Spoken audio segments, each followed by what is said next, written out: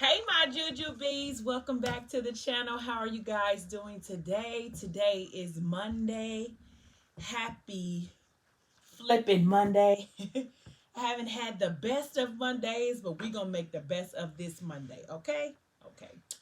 So, Kennedy, I have a mixture of stuff here. It's like chicken and seafood, cheese.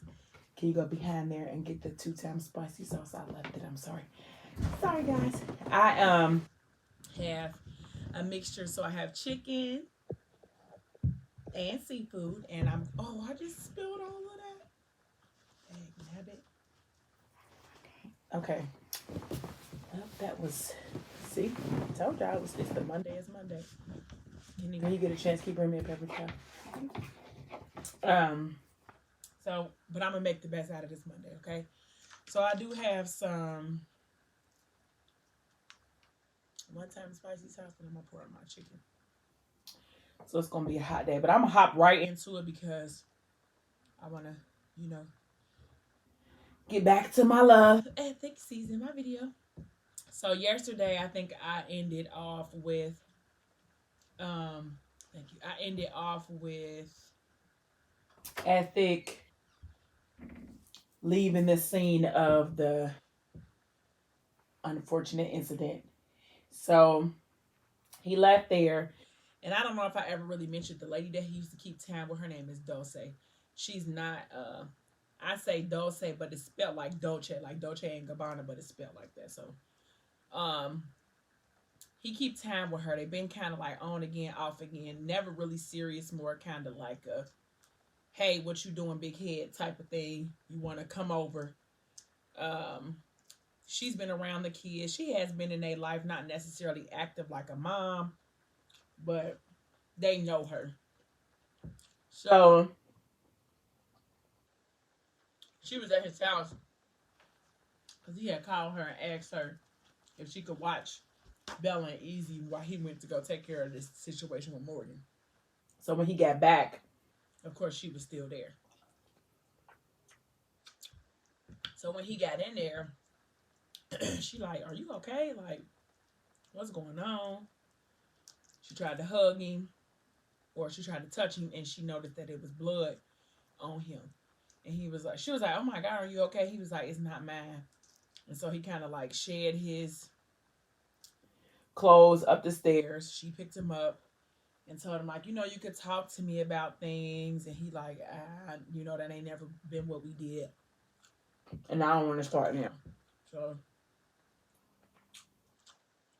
she kind of eased her way in the shower with him to try to help him, calm down, breathe easy. And then afterwards, she was telling him, like, I can be what you need me to be. And he's like, I've been okay with where we are and what we're doing. You know what you want. And I can't give you what you require. So let's just not do it. Like, let's just continue to be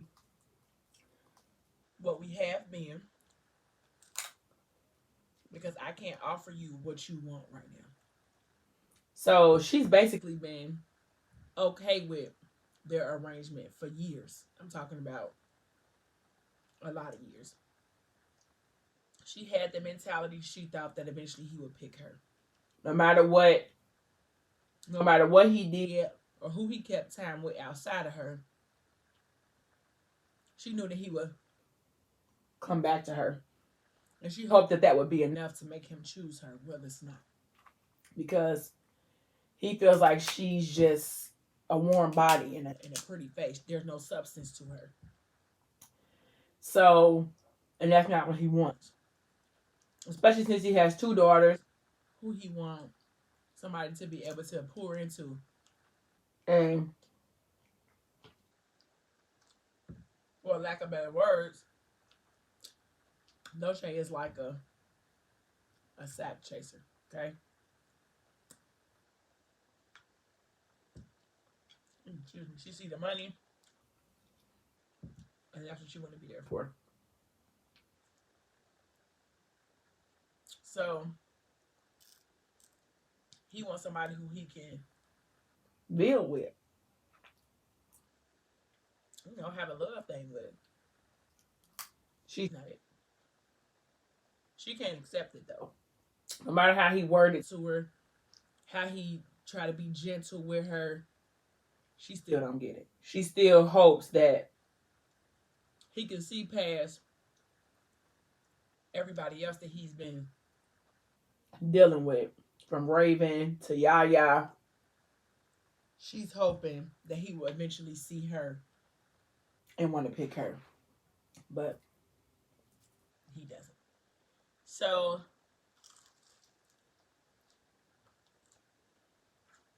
I had to tell you about her because she's relevant.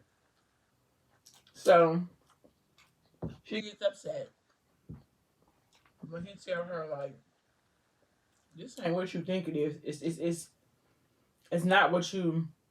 I'm not the guy you want, because you don't want me for love. You want me for status. And she was like, well, we can be happy, or you can grow to, love me. And he like, I don't want to do that. And right now is not the time for us to discuss this because my head is all over the place.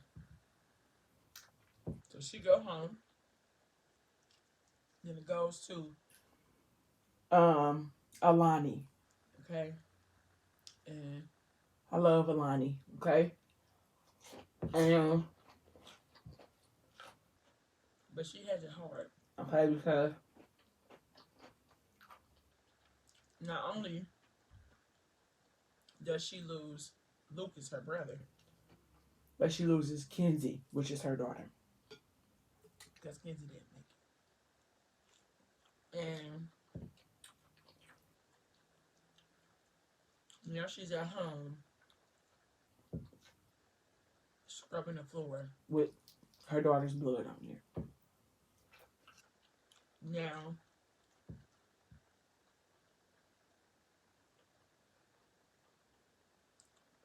Alani represents to me the everyday woman. Trying to keep your head above water, trying to take care of your responsibilities as a parent, going to work every day to make sure the lights stay on, that food stay on the table, by any means necessary. Okay? Her baby daddy in jail. And has been the entire time she's had her baby. Even though her daughter was only 3. Her daddy has been in jail the entire time.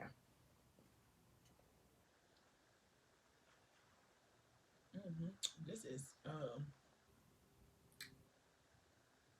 red apple Stella Rose. It's real good. But it don't really mix with this hot stuff though. But anyway, so she reminds me of every woman. Every woman has had that struggle. Especially us black women. Robbing Peter to pay Paul, trying to make sure that we are everything that our kids need while still trying to be whatever we can be for ourselves. That's Alani. She represents the struggling black woman. Strong-minded a little bit, but she represents the struggle to me. But the scene is of her trying to get the blood off the floor. She's crying, of course, heartbroken, to say the least. And she doesn't understand why, this has happened to her. The reason why her daughter was with Lucas was because she had to work. And, some nights when she has to work late or she working double shifts, Lucas is the one who keeps her daughter Kenzie.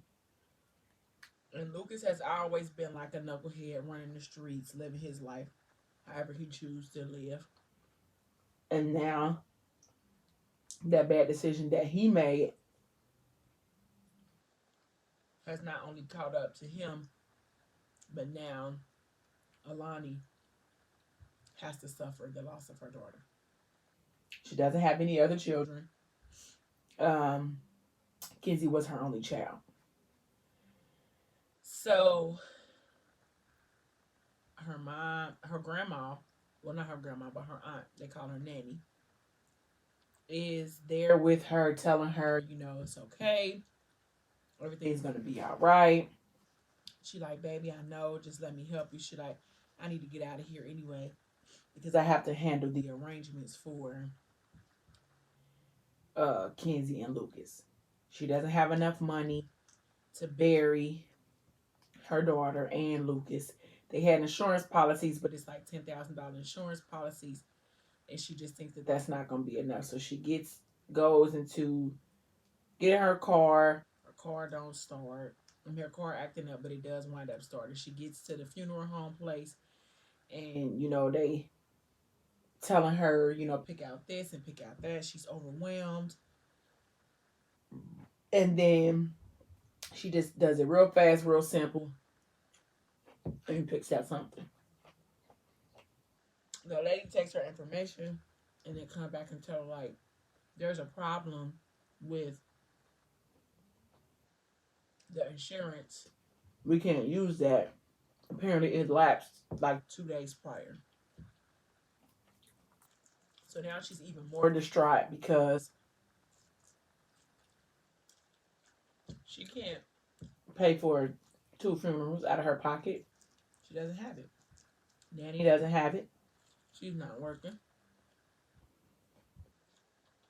So she goes to the car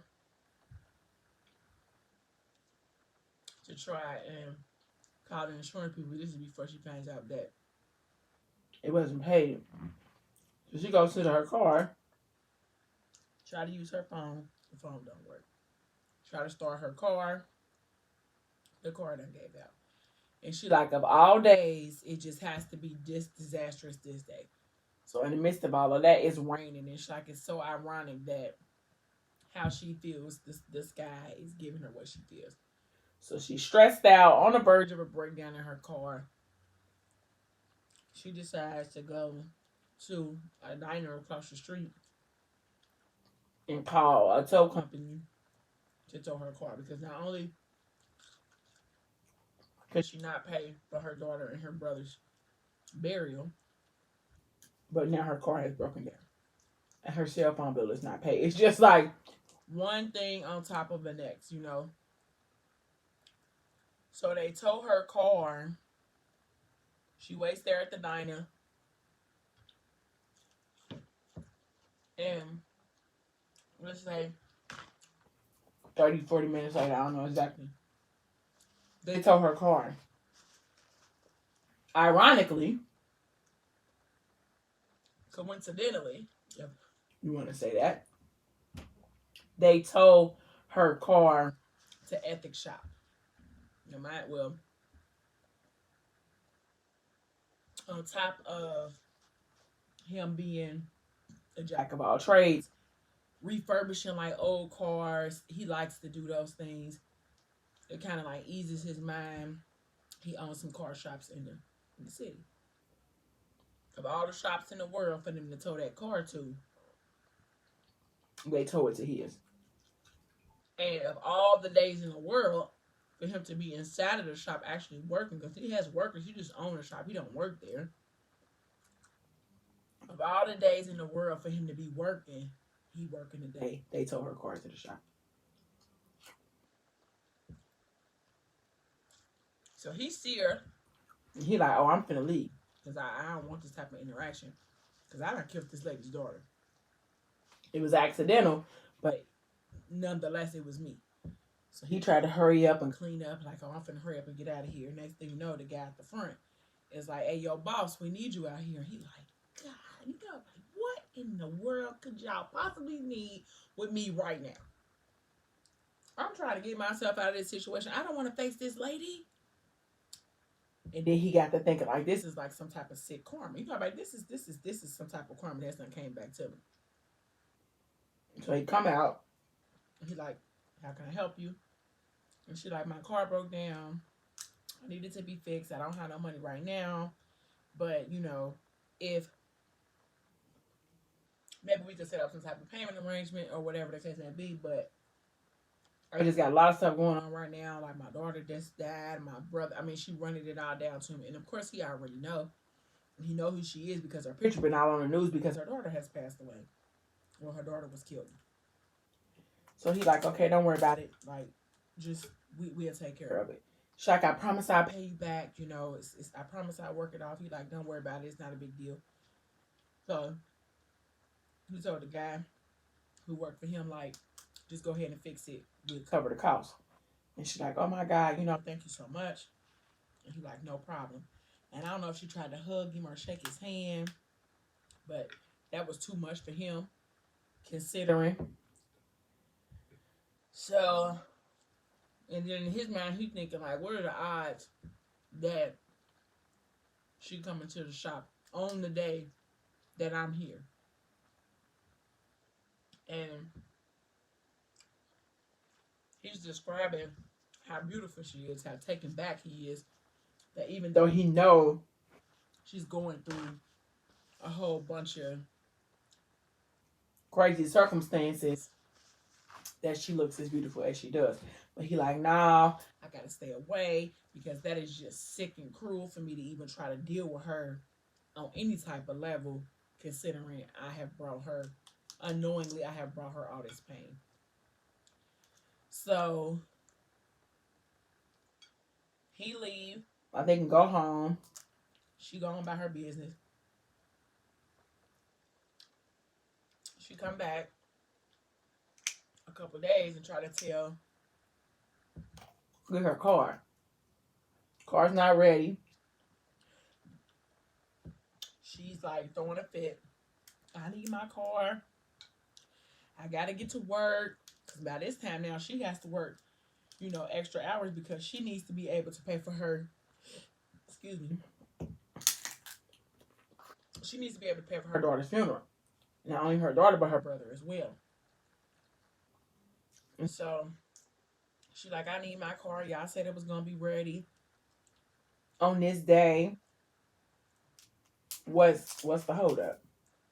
He like, I'm sorry, but it's not ready. Like it needs a lot of work. Like basically you just need a whole new car, but so well, I can't afford a whole new car, so how long can I drive it if everything is fixed? Probably about a year. So they called Ethic because he's the owner. He's like, what's going on?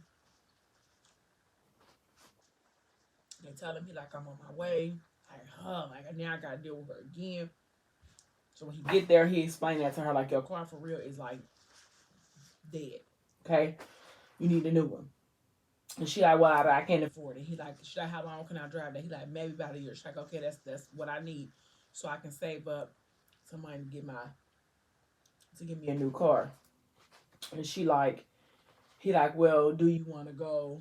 Or do you want me to take you to work? You know, because you don't have no way to get there. She's like, oh no, I can't impose. He like, you gonna walk or you want me to take you? So he's kind of like that take charge type of man. You know, even though it is what it is, I'm going to fix whatever it is that I can fix. Because that's just the type of man that I am. Ethic is used to fixing things. You know, he see a problem, he fixes it. Of course, he is the reason why she even has this problem, but she doesn't know that. So, he takes her to her job, but of course, she's late. I feel like I'm missing the part, but if I am, you know, we can follow on. He take her to her job and she's late, and on top of being late, then she get in there and her boss is saying something smart to her, and she telling her boss like, you know, I'm so sorry, I'll do whatever I have to do because I can't afford to lose my job. And she was like, I'll do anything. And he like, anything?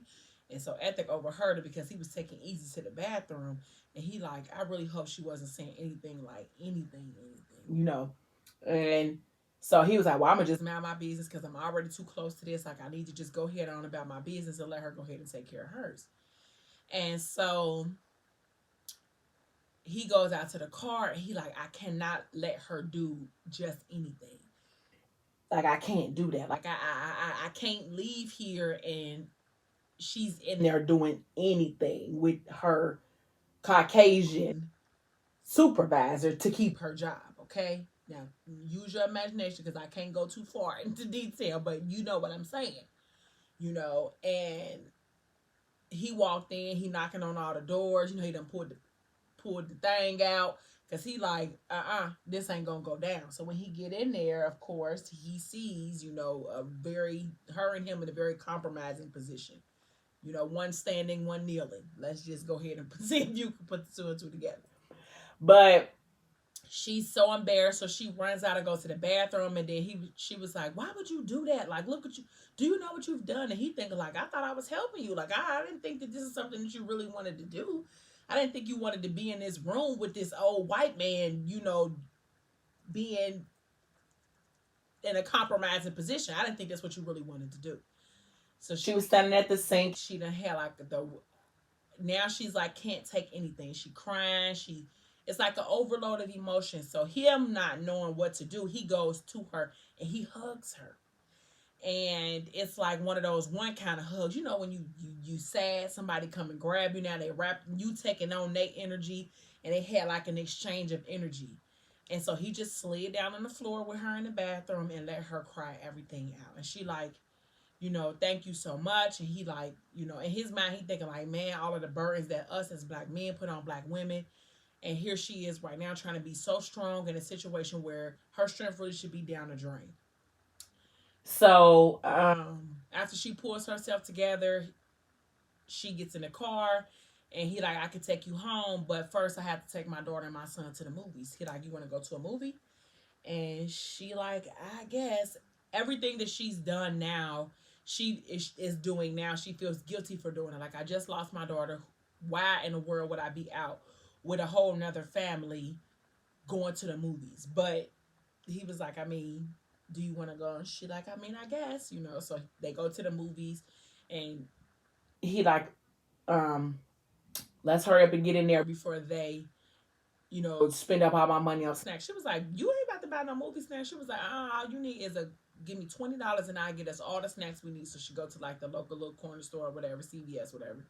Fill up her purse with candy and they go in there. So they have a good experience at the movie theater. She kind of like catches his vibe as far as like what type of father he is. And, you know, of course she feels like he's handsome, you know, and all of those things like that. But he's trying his best to keep it as neutral. And in his mind, he's like, after this, after we go to this movie and after I get her a car, I am not dealing with her anymore because this is just too close for comfort.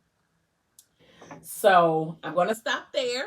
And then tomorrow I'm going to try to speed past some stuff because Ethic is a very detailed book. And I don't want to miss any details, but I guess I can miss some for if a person who hasn't seen the video. So thank you guys so much for being here. Don't forget, if you are new here, don't forget to like, share, comment, and subscribe. I would greatly, greatly appreciate it. I also did my first giveaway. The winner was announced on my video from yesterday, so she has received her prize.